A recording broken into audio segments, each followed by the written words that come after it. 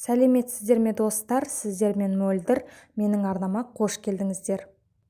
Түскі асқа немесе кешкі асқа не жасаймын деп ойланып отырсаңыздар, өте оңай әрі дәмді болып шығатын мясо по-тайскийді бірге жасайық.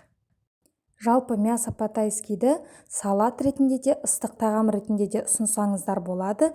Менің арнамда салаттың рецептісі де бар, сіздерге описанияға қалдырып кетемін. Ең алдымен етімізді жақсылап жуып аламыз да, осындай соломка ретінде турап шығамыз. Бұл жерде менде сиырдың еті. Етіміздің бәрін турап болған соң, ыдысымызға салып, үстіне соя тұздығын құямыз. Сондай-ақ сұйық майымызды да құямыз.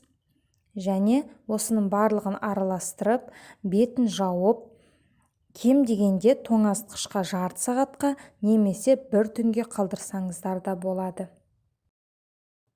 Соя тұздығы біздің етімізге ерекше дәм береді, әрі тез пісуіне септігін тигізеді.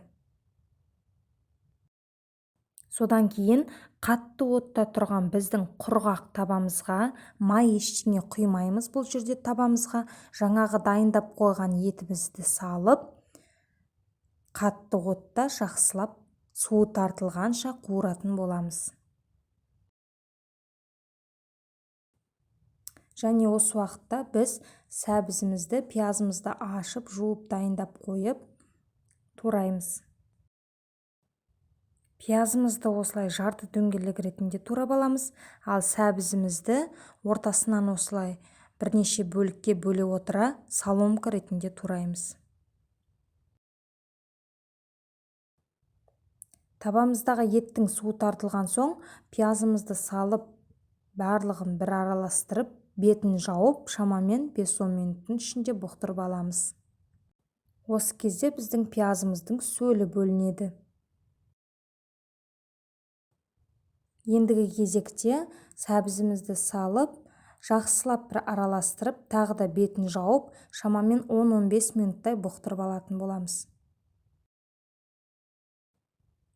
Әбден бұқтырып болған соң, аздаған су қосамыз. Бірақ суды көп қосудың қажеті жоқ. Осылайша баяу отта біздің етіміз пісетін болады. Етіміз әбден жұмсарып піскен кезде тәтті бұрышымызды кесіп салатын боламыз. Менде үйде осындай қатырылған тәтті бұрыш қалған, мен соны пайдаландым. Ал негізінде сіздер тәтті бұрыштың балғын түрін, түрлі түстісін үлкен етіп, жапырақша етіп турайтын болсаңыздар, өте әдемі көрінеді.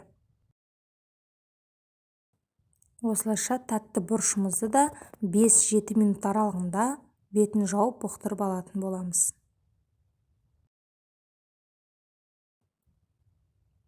Осы кезде қиярымызды да дәл сәбізді турағандай соломка етіп турап алатын боламыз. Достар, мен барлық керек заттардың мөлшерін видео астына описанияға қалдырып кеттім. Егер де сіздер бұдан көбірек жасаймын дейтін болсаңыздар, отбасы санына байланысты 2 есе немесе 3 есе көбейтіп жасаңыздар болады. Ең соңында осылай қиярымызды салып, жақсылап араластырып, шамамен 3-4 минут ішінде ғана қуырып алыңыздар, себебі біздің қиярымыз қытырламай қалады. Осымен біздің өте дәмді мясо по-тайскийіміз дайын. Гарнирге мен күрішті ұсындым. Және достар, дәл осы күріштің жасалу жолы менің арнамда бар. Видео астына описанияға ссылкасын қалдырып кетемін. Кіріп міндетті түрде қарап жасап көріңіздер. Күріштеріңіз езілмей, шашырап жақсы шығады. Біздің өте дәмді әрі тәбетті ашатын тағамыз дайын.